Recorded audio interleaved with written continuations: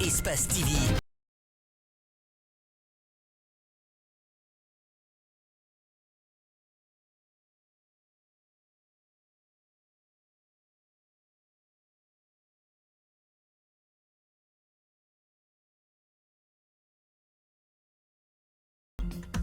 Merci d'être des nôtres. Bonsoir et bienvenue au 19h45. Voici le sommaire. Le variant Omicron est en Guinée. Le ministre de la Santé et de l'Hygiène publique l'a confirmé ce mercredi. Il mise sur la vaccination pour limiter la propagation du virus. La classe politique veut plus d'implication dans le processus de transition en cours en Guinée. Elle a adressé un mémorandum au président Mamadi Doumbouya pour être écouté et associé.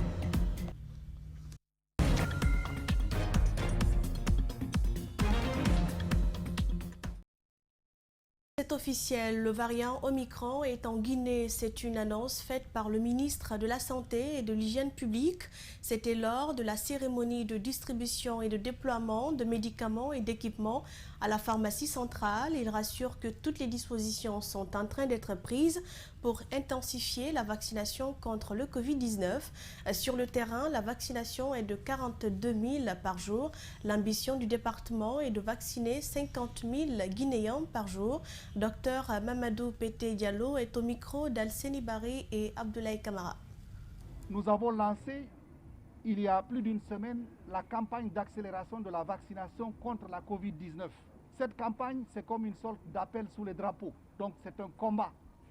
Nous ne savions pas que nous le disions si bien en le déclarant à Koya que c'est un combat. Eh bien, nous sommes entrés dans l'œil du cyclone. La variante Omicron a été détectée dans notre pays, comme il a été détecté dans tous les pays de la région.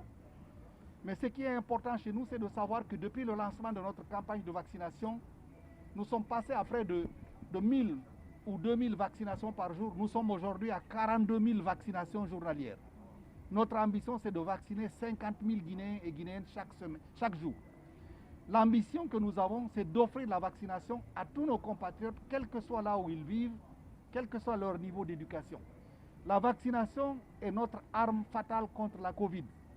Mais nous devons aussi, comme vous voyez que je le fais, porter le masque, garder la distance sociale, nous laver les mains. Toutes ces méthodes qui vous semblent simples, mais qui sont tellement efficaces dans la lutte contre ce microbe. Nous devons nous mobiliser. Le combat est loin d'être gagné. Nous sommes sur le front et chacun de nous ici, chacun de ceux et celles qui nous suivent doivent se considérer comme des soldats sur le front. La classe politique interpelle les nouvelles autorités quant à sa place dans le processus de la transition. Les acteurs politiques veulent être écoutés et associés à la prise de décision. Ils ont adressé un mémorandum au colonel Mamadi Doumbouya dans lequel des recommandations ont été faites. Justin Leno et Ibrahima Sori Kamara ont rencontré quelques-uns. Suivez. Un mémorandum rédigé et adressé au colonel Mamadi Doumbouya. Dans son contenu, la classe politique guinéenne signataire veut être écoutée. La condition sine qua non, il faudrait qu'on s'accepte, qu'on considère qu'on ne peut pas faire une transition en excluant les acteurs politiques. Moi, je l'avais déjà dit à la sortie de la charte. J'ai dit que les gens doivent comprendre les acteurs principaux du processus électoral ou de la transition, c'est les acteurs politiques. Ils sont avant, pendant et après. Être écouté sur ses avis et recommandations, notamment les grandes questions de la transition, y compris sa durée et l'élaboration d'une constitution. Nous voyons que le CNRD est en train de partir méthodiquement par rapport à la mise en place des instances de la transition, et ce qui n'est pas très mal, mais c'est aussi important pour le CNRD d'avancer un peu plus rapidement que possible pour que les acteurs puissent connaître la durée de la transition, surtout en passant par la mise en place du CNT. Le plus grand souhait de la classe politique guinéenne, c'est l'organisation d'une élection libre et transparente dans un court délai. Avec le dialogue, on peut régler tous les problèmes, ou tous les éléments constitutifs de ce processus électoral, que ce soit les organes d'élection, que ce soit la durée, que ce soit tous les autres éléments du processus. Il y a moins d'entente parce que nous sommes tous des Guinéens, nous voulons le bonheur de ce pays. Pour terminer, les acteurs politiques ont exprimé le souhait d'élargir la plateforme de discussion aux organisations de la société civile en vue de la reconstitution des forces vives de la nation dont le rôle sera d'accompagner le CNRD pour le retour à l'ordre constitutionnel. La promotion de la paix et cohérence nationale est l'objectif de la présence de Mohamed Léon Bangoura, émissaire du CNRD chez Mamadou Sylla en début de semaine. La démarche vise à rapprocher les hommes politiques du pouvoir actuel. Bernard Koundouno et Ibrahim Awal Kamara nous en disent plus. Mohamed Léon Bangoura reprend son bâton de pèlerin en allant à la rencontre des acteurs de la vie de la nation. L'émissaire du CNRD se rend chez Mamadou Sylla. Il traduit au président de l'UDG le message de paix et de l'unité nationale tant souhaité par le président de la transition. Je l'ai pris encore d'aimer ce pays, d'éviter qu'il y a des problèmes en Guinée, d'éviter qu'on a des répétitions de l'ancienne pratique, de faire maintenant la Guinée une nouvelle Guinée et une nouvelle politique, pour que la sous-région puisse prendre l'exemple sur nous, pour que les Guinéens puissent être respectés hors de la Guinée. L'union entre les fils du pays est un facteur clé pour la réussite de la transition. Pour Lyon, cette démarche permettra de donner plus de crédibilité à la Guinée. C'est la Guinée d'abord qui nous cherche beaucoup. Il faut que nous puissions montrer à la face du monde, à la CEDEAO, à l'ONU, que la Guinée est unie, que personne ne pourra diviser le peuple de Guinée. La Guinée de 1958 qu'on a laissée, c'est le même Guinée qui règne encore. La sincérité et la franchise des débats rassurent Mamadou Sylla qui compte accompagner le Comité national du rassemblement et du développement. Et je m'attendais à ça. Et bien sûr, depuis 4 mois, ils sont là. Et moi, je n'ai pas eu l'occasion de parler au téléphone. Mais si je vois ce émissaire qui vient officiellement, qui est connu toute la Guinée aujourd'hui, qui fait la fierté, qui promeut la paix, et vous savez très bien, c'est ça mon créneau. L'émissaire du CNRD compte toucher d'autres sensibilités pour véhiculer le message de paix dans le pays. Autre fait de l'actualité, les travailleurs de l'ANAIM ont déclenché ce mercredi une grève illimitée. Ils revendiquent le retard prolongé de leur salaire. Les bureaux de l'administration sont fermés seulement. Un service minimum est assuré à l'hôpital ANAIM dans les pavillons de l'urgence et de la maternité. Le reportage est signé Fodé Oumar Kamara et Salifouli Fossissé. Depuis ce matin, les activités de l'Agence nationale des infrastructures minières sont paralysés dans la cité industrielle de Kamsar. Ces grévistes, soutenus par leurs syndicats, veulent mettre fin au retard prolongé de leur salaire. Les gens sont payés au plus tard à la trentaine, c'est-à-dire au plus tard le 30 ou le 1er. Mais à l'ANAIM, les employés ne sont payés qu'à partir du 10, le 15 ou au-delà de ça. Donc vraiment, on en a marre en tant qu'employé, même pas d'abord en tant que syndicat, on en a marre. Et les employés ont pris l'initiative, avec bien sûr le soutien, comme je l'ai dit tantôt, du syndicat, de débrayer ce matin pour interpeller les nouvelles autorités par rapport à ce que nous vivons. Selon ce représentant syndical, les responsables de l'ANAIM ont été plusieurs fois rencontrés pour étaler les problèmes dont souffrent les employés, mais en vain. Nous avons alerté l'autorité de l'ANAIM à maintes fois. À maintes fois, nous sommes aussi en contact avec certains éléments des nouvelles autorités, dont nous avons étalé nos soucis et ils nous ont fait vraiment preuve d'accompagnement en intimant à notre direction générale de mettre l'accent sur les salaires et accessoires. Ce débrayage a paralysé plusieurs pavillons de l'hôpital ANAIM de Kamsar. Seulement, un service minimum est assuré à l'urgence et à la maternité. Vous êtes sans savoir que la maternité a fait ce week-end 40 accouchements. Quand vous trouvez ces employés-là qui ne sont pas payés, ça fait très mal. Ça fait très mal.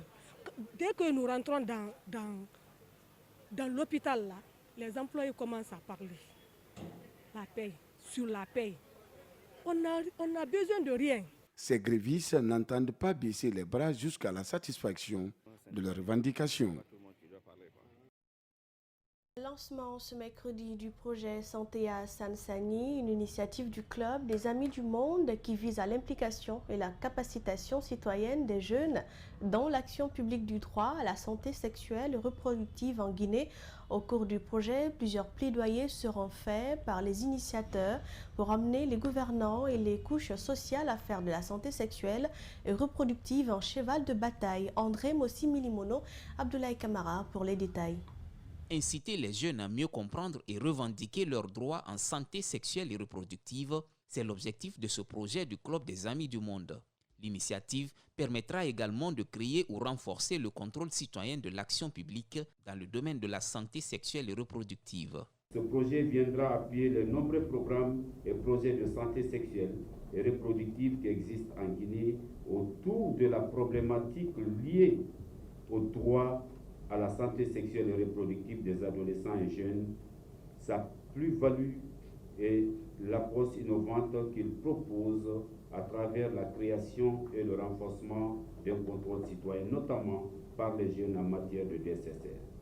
Le projet, au cours de son exécution, s'appuiera sur 3 axes, notamment la mobilisation des influenceurs, des décideurs en faveur de la participation des jeunes adolescents en matière de santé reproductive et le développement des outils pour amener les jeunes à effectuer un contrôle citoyen en matière de santé sexuelle et reproductive. À travers ce projet, les parents seront amenés vraiment à dialoguer avec les enfants, à parler de la sexualité, leur amener à comprendre c'est quoi la sexualité. Le représentant du ministère de la Santé et de l'Hygiène publique a mis l'accent sur les attentes du projet. Il dit ne ménager aucun effort dans l'accompagnement des initiateurs. La situation sociale, économique, politique et culturelle du pays reste marquée par de fortes inégalités entre les hommes et les femmes. Malgré le principe de l'égalité homme-femme, consacré par la loi fondamentale et les différents textes juridiques, ces défis concernent principalement l'adolescent jeune, notamment des jeunes femmes. Cela s'explique notamment par ce manque de compréhension et d'appropriation des droits sexuels et reproductifs par les jeunes. Le projet a été financé par l'Organisation ouest-africaine de la santé. Il s'étendra sur une durée de 15 mois.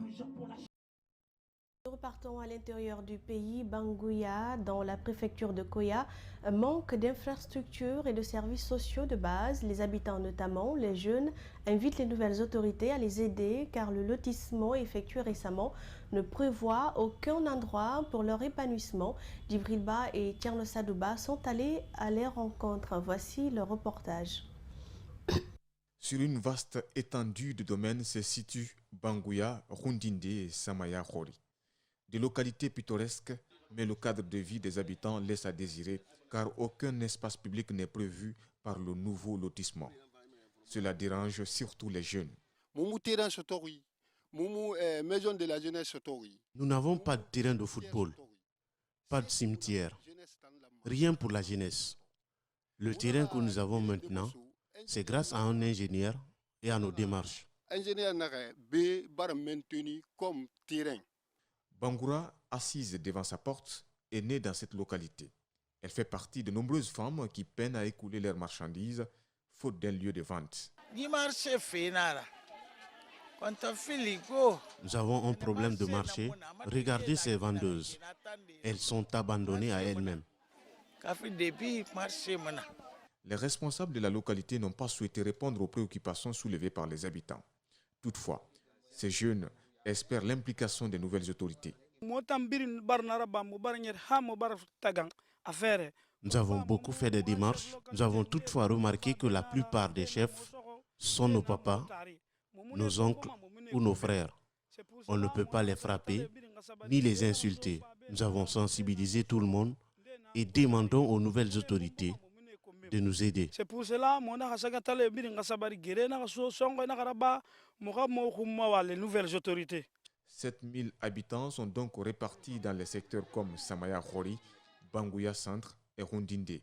Avoir un lieu de loisirs et d'autres endroits pour ces habitants est un besoin pressant, non négociable. Venons-en au viol des jeunes filles, un phénomène qui a pris de l'ampleur en Guinée ces derniers temps. Mawata Kamara, réalisatrice, s'y est penchée et a consacré tout un film sur cette problématique. Le film est intitulé l'article 352 du Code de l'enfant. Il a été projeté ce mardi à Conakry. Reportage Malik Sangana Kamara et Ousmane Sissé. L'article 352 du Code de l'enfant est un film inspiré de la réalité. Il dénonce les techniques et les stratégies utilisées par les violeurs pour faire leurs sales besoins. L'auteur de ce film, une mère de famille choquée d'entendre des cas de viol sur mineurs, brise le silence par le biais de ce film. Il est très difficile d'élever un enfant. Tout est difficile. Et voir cet enfant ou cette fillette être violée par un individu, c'est choquant. C'est choquant, je suis choquée. C'est ce qui a fait que j'ai laissé mes enfants à la maison. Je me suis mise dans la peau de celles qui sont victimes, les mamans qui sont victimes, pour pouvoir réaliser ce film. Dans cette œuvre, la sensibilité du public est touchée. Une fillette de 2 ans, 2 autres de moins de 10 ans sont victimes de viols. L'une d'entre elles perd la vie. Les présumés, par exemple, dans le film, le présumé auteur, c'est un monsieur qui se droguait. Mais le second, ce n'était pas un monsieur qui se droguait. Et le troisième aussi n'était pas un monsieur vraiment qui se droguait. Durant le premier semestre de 2021, le Progem a notifié 86 cas de viol commis par des hommes de plus de 18 ans. La responsabilité parentale dans cette lutte est indispensable pour atteindre les objectifs selon la chef de cabinet du ministère de la Promotion féminine et de l'enfance. Ce film est un film non seulement de plaidoirie, mais aussi de sensibilisation pour que les parents et les auteurs prennent conscience de ce qu'ils font. Ne pas laisser son enfant partir dans les mains de qui que ce soit. La réalisatrice de ce film compte vulgariser sa production sur toute l'étendue du territoire national pour dénoncer et sensibiliser les populations sur ce phénomène qu'est le viol. Et puis la Miss Guinée est rentrée au pays le temps d'un break de 90 jours en raison de la pandémie à coronavirus. Saramba, vous le savez, participe à l'élection Miss Monde à Porto Rico. Elle a récemment bénéficié de l'accompagnement du gouvernement de transition dans le cadre de ce concours. Ce soutien indéfectible, ses compatriotes sont allés lui témoigner à son arrivée mardi soir à l'aéroport international Ahmed Sékou Touré. Le compte rendu d'Aminata Wilsouma et Tierno Sadouba.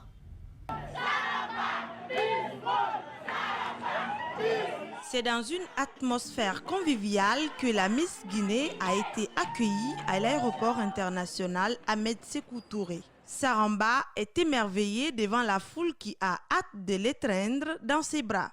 Le secret, c'est d'être respectueux et humble. Ma famille m'a inculqué des valeurs de respect, d'amour, de compassion et surtout d'aider son prochain. Saramba va se ressourcer et comme je le disais au tout début, ce n'est pas Saramba, c'est la Guinée. N'est-elle pas belle, notre Guinée unie ? Elle revient donc pour repartir au mois de mars pour le concours Miss Monde à Porto Rico aux États-Unis. Une compétition qui est à sa 70e édition, reportée pour des raisons sanitaires. Pendant ce temps, Zouana Bari lance une invite à la population de continuer à voter. Voilà, et ça a été reporté, franchement de façon inattendue, c'est une première fois que ça arrive.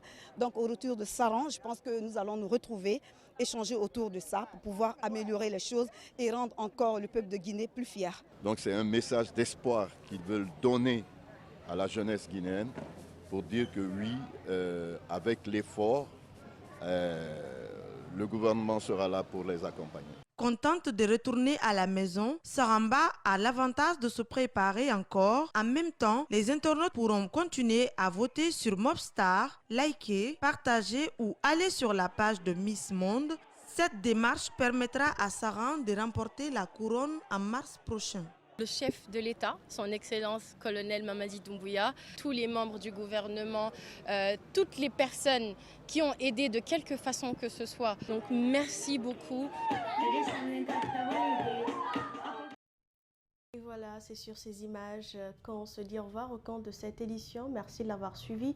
Prochain point avec l'actualité à 22h. Prenez soin de vous et très bonne soirée sur Espace TV.